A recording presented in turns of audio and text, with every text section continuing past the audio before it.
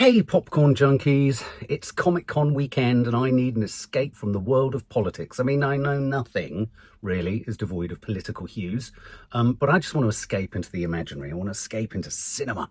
I want to escape into franchise. I want to escape into the moving image and the make-believe and all the rest of it, where sometimes actually there's more sophisticated thinking than there is in the real world. So this is Blade Runner 2099.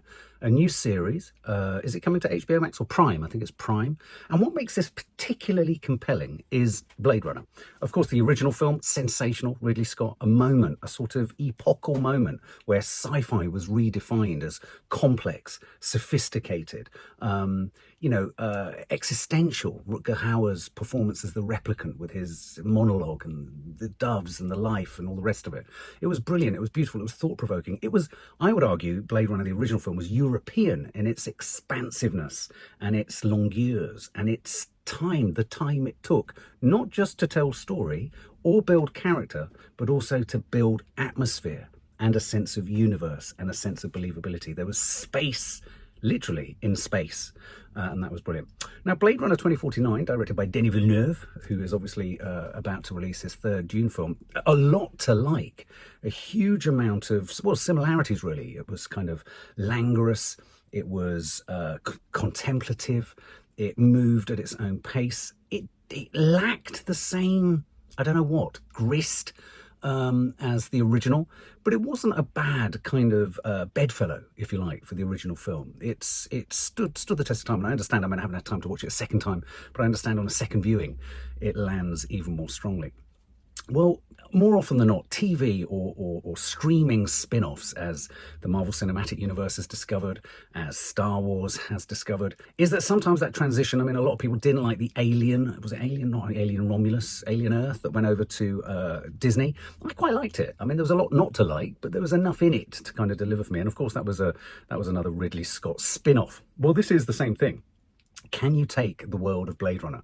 Can you take what was created, certainly in that original film, and extrapolate it and expand it into a meaningful series? And I personally think, on paper, you really should be able to, because Blade Runner was much more than even just an alien on a ship, if you know what I mean. Blade Runner felt more expansive, whereas Alien was much more claustrophobic as two Ridley Scott franchises.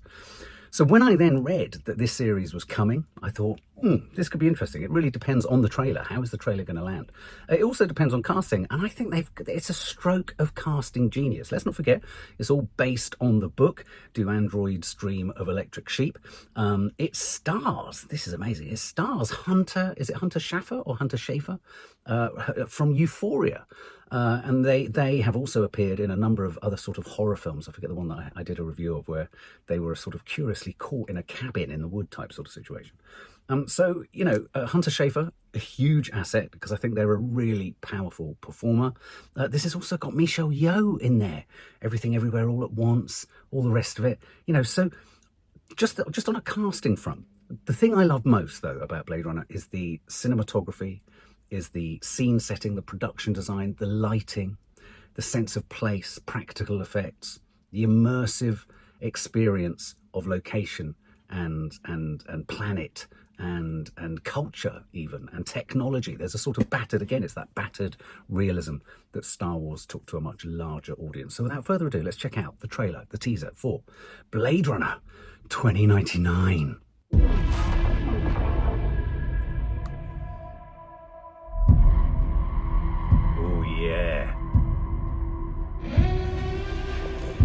We already fought a war. We lost.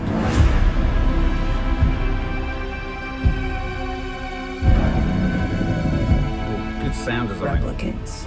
They keep taking it all away.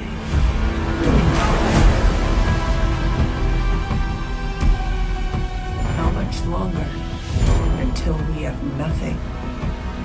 Until we are nothing.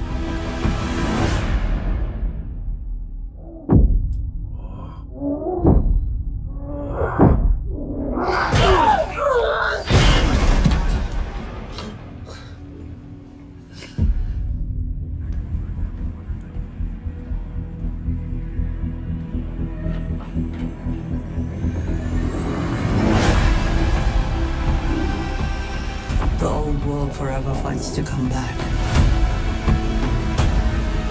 Humans want what was taken from them.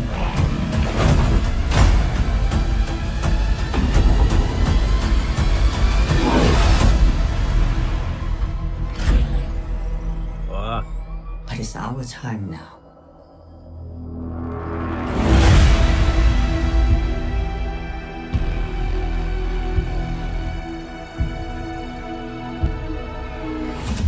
okay.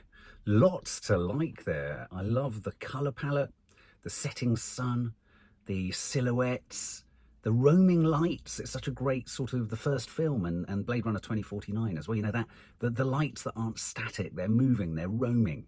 The neon lights, the projected images of adverts, a sense of capitalism having gone so far, it's gone to the dark side, if it hasn't already got to the dark side.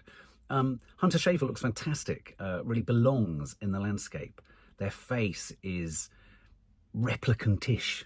And that moment, which I thought was incredibly arresting, I would personally, if I was making this trailer, I would have probably started the trailer with the sequence where you've got a sort of rectangular square or rectangle of light, and then you've got this thing being slammed against the side of it, and you realise and you discover that the stuff on the left of the rectangle is blood, or is it replicant blood? Because don't forget, the term Blade Runner referred to Harrison Ford, who was, I think that's right, isn't it? He was the runner, he was the Blade Runner, he was the one running after the replicants, hunting them down, the bounty hunter. So, you know, our time has come, says Michelle Yeoh. Again, we're another 50 years on from Ryan Gosling's outing. So I'm wondering whether, you know, that moment where there's a sort of strange synthetic sac out of which, is it an amniotic fluid out of which a replicant or a lands on the floor. I love all that sort of stuff, sort of biotech, and then the close-up of the eye. I think one of my favourite scenes in the original Blade Runner was that protracted scene where he's amplifying or magnifying a scene or a shot or an image and a pixel in an image, and then in the background of an image he sees something in the distance, and you're just like, oh my god, this is so film noir, sci-fi noir.